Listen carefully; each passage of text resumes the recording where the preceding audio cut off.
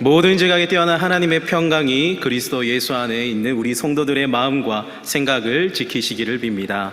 오늘은 지난 상반기에 베풀어 주신 하나님의 은혜에 감사하는 맥주절과 또 지난 48년 전 이 땅에 우리 교회를 시작하게 하신 은혜에 감사하는 창립 기념주일로 지킵니다. 지난 2023년도 6개월의 삶을 지켜주시고 인도하신 하나님의 은혜에 감사하며 또 지금껏 우리 교회를 붙드시고 이끌어주신 하나님의 은혜에 감사를 드립니다.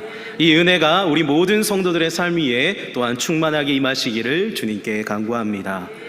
지금으로부터 14년 전 매스컴에서 한 사람의 이야기가 다루어졌습니다. 이 사람은 일본의 아오모리현이라고 하는 곳에서 농사를 짓는 기무라 씨에 대한 이야기였습니다. 그가 주목을 받게 된 것은 그가 재배한 사과 농사 때문이었습니다. 1991년 이 아오모리현에 대형 태풍이 몰아닥쳤습니다.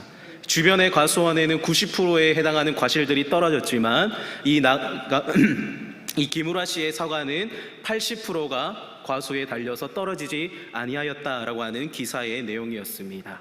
네, 사진 내려주시겠습니까?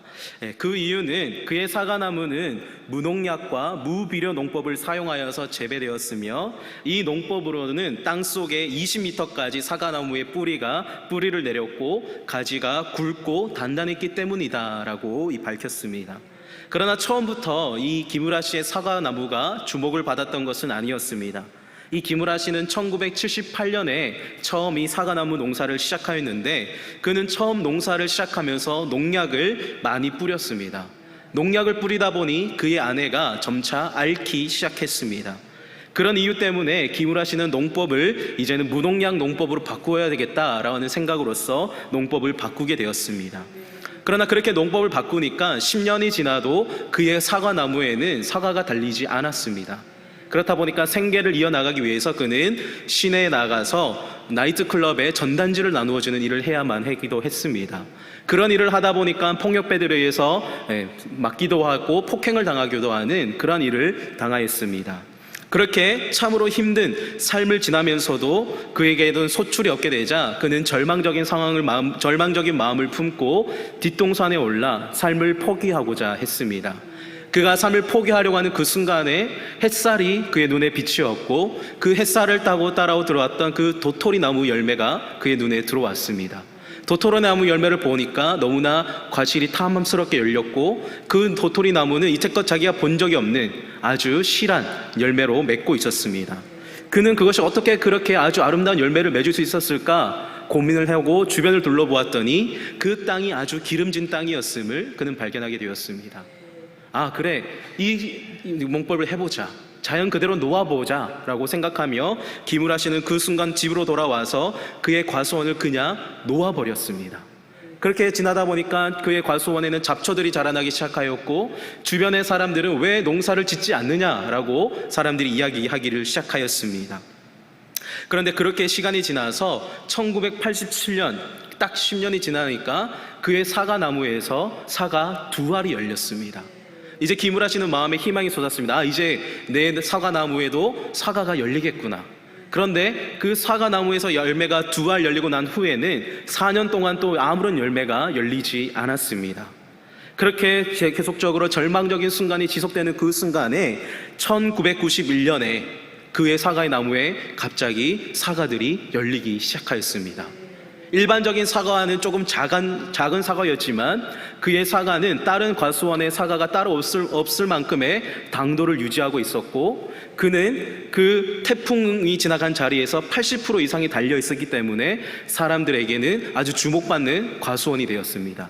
그래서 그의 이야기가 기적의 사과라고 하는 책으로서도 이제 편찬이 되기도 하였는데 이 기무라 씨는 자기의 이 사과와 일반 사과의 차이점을 이렇게 이야기했습니다. 바로 농약의 잔류량과 부패의 속도, 이것 2가지가 자기의 사과의 큰 특징이다라고 이야기를 했습니다.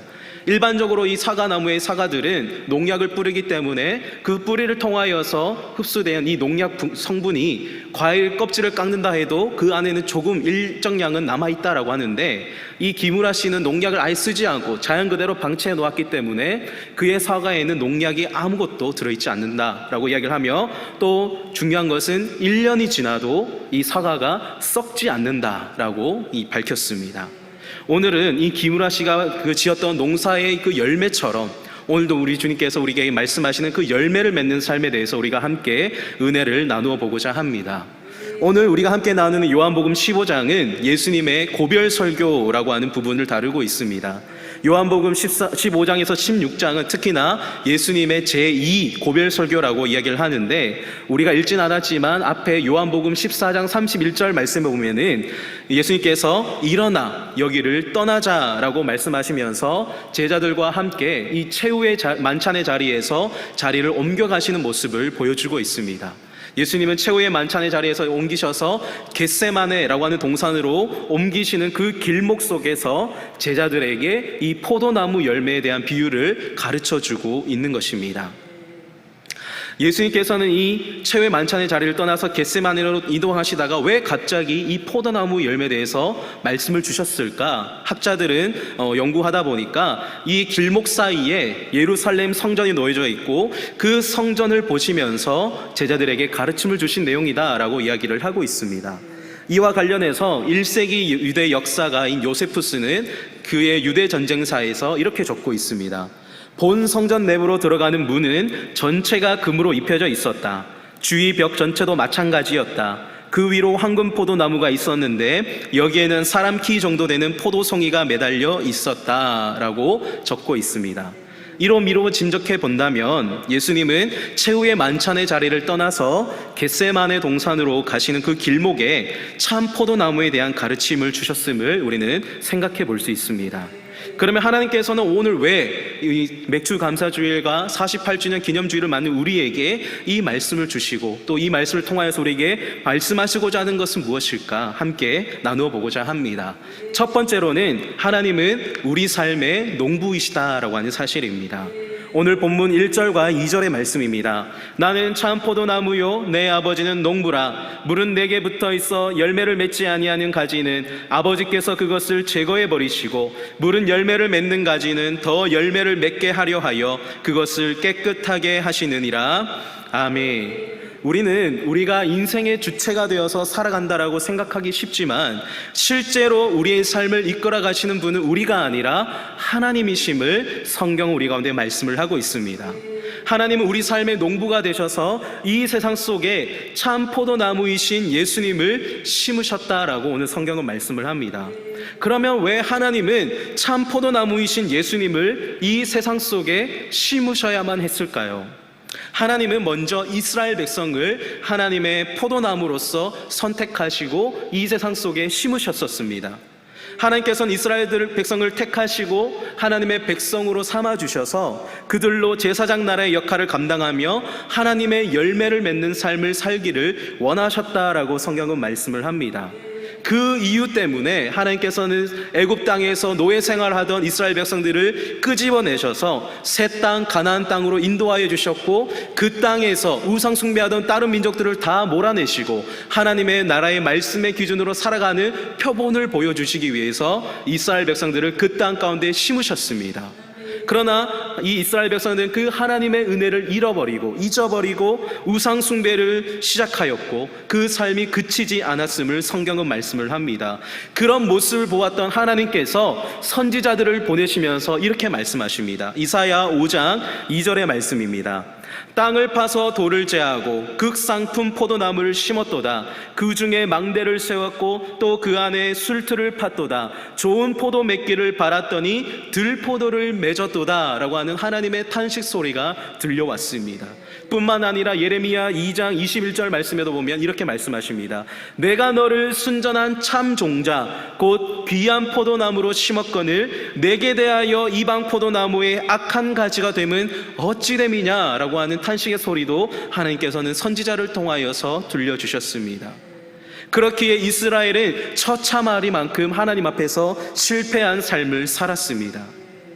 말씀을 준비하면서 보니까요, 하나님께서 그런 참 포도나무 열매인 정의와 공의, 미시파트와 쯔다카를 하나님께서는 맺기를 원하셨습니다. 그러나 이스라엘 백성들은 정의와 공의의 열매가 아닌 들포도 열매를 맺었다라고 하나님께서 말씀하십니다. 바로 부르짖음과 포악의 열매, 그것은 곧 미시파흐와 쯔아까라고 하는 열매를 하나님께서 맺었다라고 이스라엘을 책망하시는 모습이 이사야서 5장의 말씀에서 그려지고 있습니다.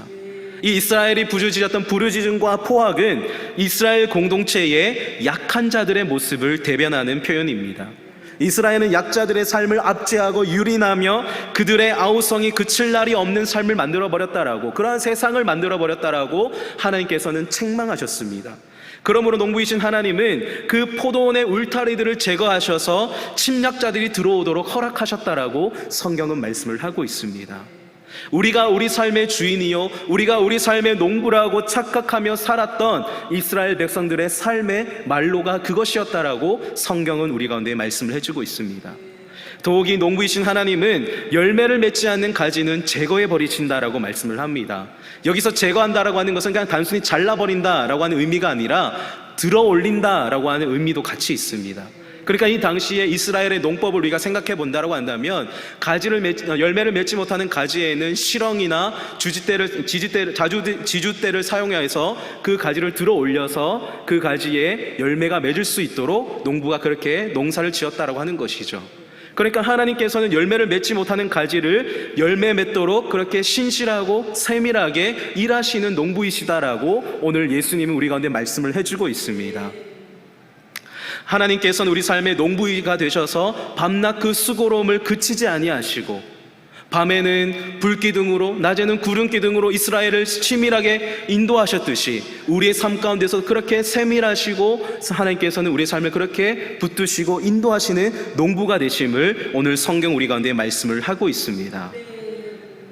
그런데 우리의 삶은 어떻습니까? 그런 하나님의 손길에 온전히 붙들림 바 되어서 하나님이 원하시는 참 포도나무의 열매를 맺는 삶을 살고 있습니까? 아니면 그 하나님의 손길을 벗어나서 우리 삶 가운데의 부르짖음과 포악의 들포도나무 열매를 맺고 살아가는 것은 아닙니까? 오늘 맥주감사주의를 맞이하는 우리의 삶을 돌아보아 하나님의 손길에 온전히 붙들리기는 삶이 되기를 주님의 이름으로 축복합니다. 하나님은 우리 삶에 하나님의 열매를 맺게 하시기 위하여서 밤낮 수고로움을 마다하지 않으십니다. 농부는 아침 일찍부터 새벽 일찍부터 동이 트기 전에 나가서 거기에 물을 대고 또 그 순을 따면서 그 가지에 열매가 맺히도록 수고하는 것이 바로 농부의 삶입니다.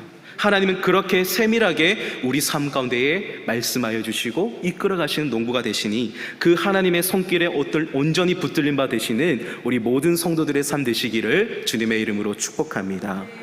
두 번째로 우리가 잊지 말아야 할 것은 바로 우리는 주님 안에 거해야 하는 삶을 살아야 합니다. 오늘 본문 5절의 말씀에 보면 나는 포도나무요 너희는 가지라 그가 내 안에 내가 그 안에 거하면 사람이 열매를 많이 맺나니 나를 떠나서는 너희가 아무것도 할 수 없다라고 예수님은 말씀하십니다. 예수님은 열매를 맺는 가지는 더 열매를 맺게 하시기 위해서 하나님께서 그것을 깨끗하게 하신다고 하시면서 제자들은 이미 그 열매를 맺는 은혜 속으로 들어와 있음을 말씀을 해주고 있습니다. 그래서 최후의 만찬의 자리 가운데서 예수님은 이미 목욕한 자들은 발밖에 씻을 필요가 없다라고 말씀하시며 제자들의 발을 닦아주시는 세족식을 행하셨던 것이죠. 예수님은 예수님 안에서 깨끗하여진 제자들을 향하여서 예수님 안에 거하라 라고 말씀을 하십니다.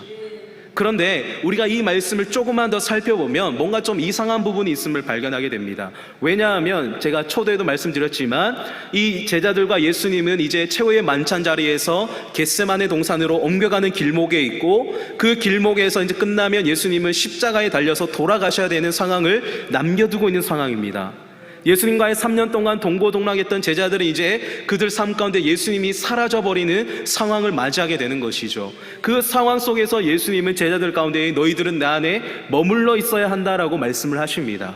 이상하지 않습니까? 예수님이 없는데 어떻게 우리는 그 예수님 안에 머물 수가 있다는 말입니까? 거기에 대한 답을 오늘 주님은 9절에서 주십니다. 오늘 본문 말씀 9절에 보면 아버지께서 나를 사랑하신 것 같이 나도 너희를 사랑하였으니 나의 사랑 안에 거하라. 아멘. 주님 안에 거한다라고 하는 것은 바로 주님의 사랑 안에 거한다라고 하는 것임을 오늘 예수님은 우리 가운데 말씀을 하고 있습니다. 이제 예수님은 하나님께로 가실 날이 갈 때가 얼마 남지 않았음을 아셨고 그 세상을 살아가는 제자들, 서로 천국에서 누가 크냐 낮으냐를 다투며 살아가는 그 제자들을 향하여서 얘들아 너희가 서로 사랑하며 살아가야 한다라고 오늘 주님은 말씀을 하고 계십니다. 아버지께서 예수님을 사랑하시고 예수님께서 그 제자들을 긍휼의 마음으로 불쌍한 마음으로 살피셔서 그들의 삶의 필요를 채워주시며 능력을 부어주셔서 함께 해오신 것처럼 이제 예수님은 이 세상에 남겨져 예수님의 발자취를 따라 걸어가야 할 제자들에게도 그들이 긍휼의 길, 사랑의 길로 나아가기를 바라셨습니다. 그래서 요한 사도는 요한 1서 4장에서 이렇게 고백합니다. 어느 때나 하나님을 본 사람이 없으되 만일 우리가 서로 사랑하면 하나님이 우리 안에 거하시고 그의 사랑이 우리 안에 온전히 이루어지느니라. 아멘. 우리가 사랑하며 살아가는 삶이 바로 주님 안에 거하는 삶입니다. 우리 안에 하나님의 사랑이 충만하게 임할 때에 주님께서 우리 안에 온전히 거하시게 되며 그렇게 주님과의 관계가 바로 정립이 되면 우리는 아무것도 할 수 없는 존재들이 아니라 모든 것을 할 수 있는 존재들이 됨을 성경 우리 가운데 말씀을 하고 있습니다.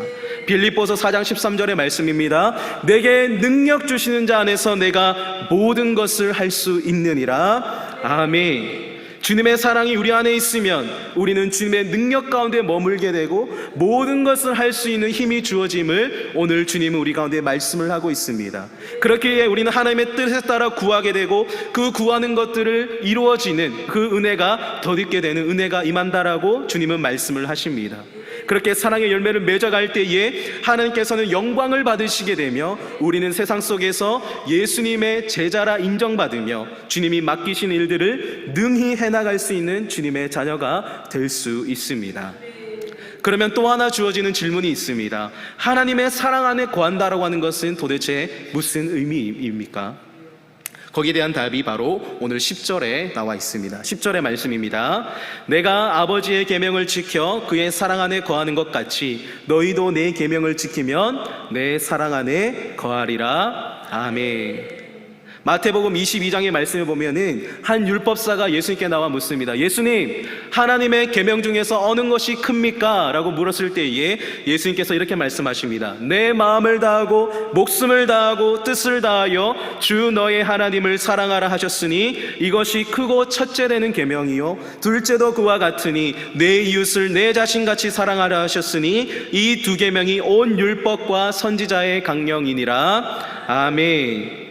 이웃을 사랑한다라고 하는 것은 내 안에 어떠한 마음에 불타는 그 심령이 이웃을 향한 사랑이 아니라 성경이 말하는 이웃의 사랑은 내 이웃이 굶주려 하면은 먹을 것을 주고 목말라 하면 마실 물을 주고 헐벗었을 때에 내가 입고 있는 것을 벗어서 줄 수 있는 그 사랑을 예수님께서 우리 가운데 요구하시는 것이죠. 그 삶 가운데 하나님의 자리에는 하나님 외에는 다른 것을 두지 않는 삶, 그로 인하여서 하나님을 사랑하는 삶, 이 두 가지의 계명이 이제껏 선지자들과 모든 율법들이 가르쳐온 핵심이다라고 예수님께서는 말씀을 해주고 있습니다. 예수님께서는 그 사랑 안에 우리가 거하며 그 계명을 지키며 살아가기를 원하신다라고 하는 것이죠. 예수님께서 비록 십자가에 달려 죽으시고 부활하셔서 이제 더 이상 제자들과 함께 사실 수는 없지만 그러나 그들 가운데 예수님이 함께 거하실 수 있는 비결은 그들이 하나님의 계명을 지키며 살아가는 것이다라고 예수님은 말씀을 해주고 있습니다. 왜 그 삶이 중요합니까? 거기에 우리 삶의 기쁨이 충만하게 임하기 때문이다라고 오늘 주님이 우리 가운데 말씀을 해주고 있습니다. 지난 6개월의 삶을 돌아보았을 때에 우리 가정에, 우리 삶 속에, 우리 생업의 자리 가운데에 하나님이 주시는 기쁨으로 충만하셨습니까? 아니면 주어지는 문제들 속에, 해결되지 않는 문제들 속에 좌절하고 답답하고 날마다 눈물 쏟는 삶이었습니까? 그렇다고 한다면 다시금 농부이신 하나님의 손길에 붙들려 하나님이 주신 계명을 온전히 지키며 살아가는 우리의 삶이 되기를 소망합니다. 그럴 때에 주님 주시는 기쁨이 온전히 흘러넘치는 우리 모든 성도들의 삶 되시기를 주님의 이름으로 축복합니다. 그럼 우리가 마지막으로 잊지 말아야 할 것은 상처 입은 열매가 향기롭다라고 하는 사실입니다. 오늘 본문 12절의 말씀에 보면 내 계명은 곧 내가 너희를 사랑한 것 같이 너희도 서로 사랑하라 하는 이것이니라. 아멘. 우리 예수님은 이제 제자들의 손을 떠나서, 제자들과 함께 했던 그 자리를 떠나서 십자가를 향하여서 나아가셔야 했습니다. 그리고 그 십자가에 달리셔서 그 몸을 찢으시면서 우리를 사랑하시는 그 모습을 나타내 보여주셨습니다. 베드로는 그렇게 찢어지시는 예수님을 보면서 그는 베드로전서 2장 23절로 24절에 이렇게 적고 있습니다. 욕을 당하시되 맞대어 욕하지 아니하시고 고난을 당하시되 위협하지 아니하시고 오직 공의로 심판하신 이에게 부탁하시며 친히 나무에 달려 그 몸으로 우리 죄를 담당하셨으니 이는 우리로 죄에 대하여 죽고 의에 대하여 살게 하려 하심이라. 그가 채찍에 맞음으로 너희는 나음을 얻었나니. 아멘. 주님은 자신을 치는 자들을 향하여서 욕하거나 위협하시지 아니하셨다라고 성경은 말씀을 합니다. 그 주님의 모든 살갗이 벗겨지고 찢어지는 그 상황 속에서 오히려 예수님은 그 원수들을 향하여 바라보시며 아버지, 저들의 죄를 용서하여 주십시오, 저들이 하는 것을 알지 못합니다 기도하시며 예수님은 그 십자가상에서 예수님의 사랑을 온전히 흘려보내셨습니다. 그 찢겨진 그 삶을 통하여 한 예수님의 사랑의 진액이 온전히 흘러내렸을 때에 그 진액을 받았던 로마의 백부장의 고백은 이렇게 고백을 하고 있습니다. 마태복음 27장의 말씀입니다. 그는 진실로 하나님의 아들이었도다. 이 말이 그냥 들어도 은혜가 되지만 이 로마 백부장의 입장에서 본다면 더 큰 은혜입니다. 왜 그렇습니까? 로마 백부장이라고 하는 그 의미 속에는 이 로마 백부장은 로마의 녹을 먹는 사람이었습니다. 그렇다고 한다면 그는 로마의 황제를 삶의 신으로 숭배하는 그 문화 속에서 살아가던 삶이었습니다. 그런 그가 고백하는 것은 로마의 황제가 하나님의 아들이요 신이 아니라 지금 이 십자가에 달려서 그 몸을 찢고 그 몸에서 흘러나오는 사랑의 진액을 나타내는 나사렛 예수, 그 이 청년이 바로 하나님의 아들입니다 라고 고백하는 것이죠. 예수님은 그 사랑의 열매로 그 몸이 찢어졌을 때에 그 몸을 타고 흘러나온 그 사랑의 진액으로서 오히려 더 향기로운 하나님의 사랑과 그 뜻을 나타내고 드러내었습니다. 그러나 그 주님을 믿는 우리는 오늘 어떤 삶을 살아가고 있습니까? 우리도 예수님을 믿고 따라가는 자들이라고 이야기하며 우리는 신앙생활하고 이렇게 나와서 예배를 드립니다. 그러나 우리가 돌아보면 우리는 조금이라도 상처되는 말이 우리 귀에 들리게 되면 쉽게 낙심하고 믿음의 자리를 떠나려고 하는 것은 아닙니까? 예수님은 자기를 향하여 득달같이 달려드는 원수들에게 그 몸이 처절하리만치 찢겨지시면서 그 찢겨지는 몸을 통해 퍼져가는 하나님의 사랑을 온전히 드러내셨습니다. 그 사랑이 로마 백부장의 삶을 변화시켰습니다. 믿음의 자리에서는 태풍과 비바람, 뜨거운 열기 등으로 상처 입은 그 상처가 아니라 오히려 그 삶을 통하여 하나님의 사랑의 향기가 향내음이 되어서 진동하게 됨을 잊지 마시길 바랍니다. 그리고 그 향은 주변에 큰 파급 효과를 미치게 됩니다.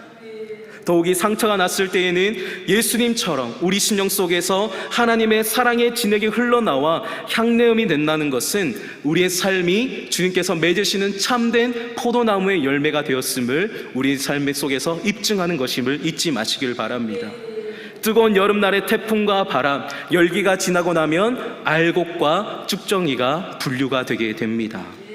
오직 주님의 사랑 안에서 그 사랑의 진액을 받아들인 자만이 참된 열매로 하나님과 사람들 앞에서 그 사랑의 진가를 보여줄 수 있습니다.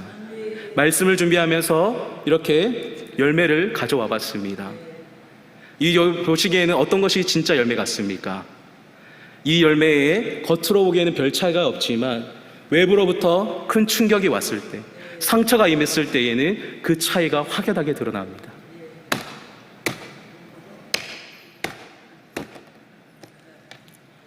가짜 열매는 향기도 없고 진액도 없고 안에는 스티로폼밖에 없습니다. 그러나 참된 열매는 상처가 임했을 때에 이 안에 있는 진액이 흘러나오고 향기를 내게 되고 오히려 사람들 앞에 먹고 싶게 만드는 그러한 삶으로 주어지게 되는 것이 참 열매의 모습입니다. 사랑하는 성도 여러분, 오늘은 맥주 감사주일과 교회 창립 48주년 기념주일로 우리는 지키고 있습니다. 지난 6개월의 삶을 지켜주시고 48년 전 이 땅에 믿음의 역사를 시작하셔서 사랑 가운데 이끌어 오신 주님께 감사하며 나아가십시다. 나아가 우리 삶의 농부이신 하나님을 온전히 의지하며 주님의 계명을 지켜 살아감으로 주님의 사랑 안에 거하며 살아가십시다. 그럴 때에 참 포도나무이신 주님으로부터 사랑의 진액이 우리 안에 스며들어 우리는 많은 사랑의 열매를 맺게 될 줄로 믿습니다. 그럴 때 어떠한 상처가 우리 심령 속에 난다 할지라도 그 상처가 난 자리에서 새어나온 진액의 향냄을 맡고 새들이 깃들이고 벌들이 다가와 그 진액의 꿀을 가져가서 만족함을 얻게 되듯이 우리에게는 주님 주시는 기쁨이 충만하게 되고 우리 안에서 흘러나온 사랑의 진액으로 우리의 가정과 생업과 교회에는 주님의 사랑으로 모든 삶의 자리가 회복되어져 갈 줄로 믿습니다. 그러니 사랑하는 성도 여러분, 우리 서로 사랑하며 살아가십시다. 우리 자녀들, 우리의 아내, 남편, 직장에서 만나는 이들, 또 교회 교우들 등 만나는 이들에게 사랑하며 살아갈 때에 하나님께서 온전히 회복해 하시고 치유하시며 굳건히 세워주신 은혜가 오늘 이 맥주절과 창립 48주년을 맺은 우리 모두에게 충만하게 임하게 될 줄로 믿습니다. 그래서 앞으로 남은 이 하반기에도 주님 주시는 은혜와 평강 속에 굳건히 서가시는 우리 모든 성도들의 삶 되기를 주님의 이름으로 축원합니다. 말씀을 마무리하면서 한 시인의 시를 함께 나누고 마치고자 합니다. 정호승 시인의 풀잎에도 상처가 있다라고 하는 시입니다. 풀잎에도 상처가 있다. 꽃잎에도 상처가 있다. 너와 함께 걸었던 들길을 걸으면, 들길에 앉아 저녁노를 바라보면 상처 많은 풀잎들이 손을 흔든다. 상처 많은 꽃잎들이 가장 향기롭다. 이렇게 주님 앞에 더 향기로워져가는 주님의 귀한 성도들의 삶 되시기를 주님의 이름으로 축원합니다.